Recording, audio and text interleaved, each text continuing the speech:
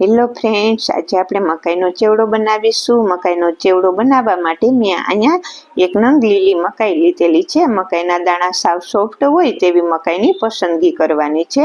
હવે આપણે મકાઈને 3 ભાગમાં સરસ ઝીણી બારીક કટિંગ કરી લેવાની છે। પહેલાં ઉપરનો ભાગ કટિંગ કરવાનો, પછી વચ્ચેનો ભાગ અને પછી નીચેનો ભાગ।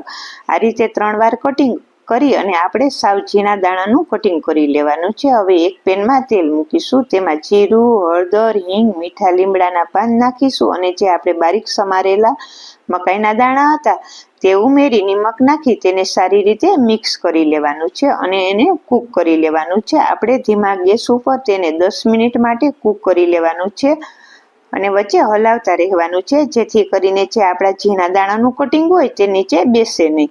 આ રીતે આપણે એના ધીમા ગેસ ઉપર સતત હલાવી અને 10 મિનિટ માટે કૂક કરી અને વચ્ચે ચેક કરી લેવાનું। જો દાણો સોફ્ટ થઈ ગયા હોય તો આપણો મકાઈનો ચેવડો તૈયાર થઈ જાય।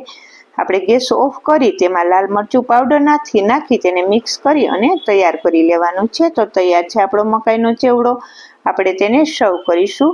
સર્વિંગ પ્લેટ લેશું, તેમાં આપણે આ મકાઈના દાણા છે તે ઉમેરીશું અને ઉપરથી ઝીણી સમારેલી ડુંગળી, ટમેટા, ઝીણી સેવ, લીલી ચટણી, મીઠી ચટણી અને લીલા ધાણા ભાજી નાખી આપણે તેને સર્વ કરીશું। તો તૈયાર છે આપણો લીલી મકાઈનો ચેવડો।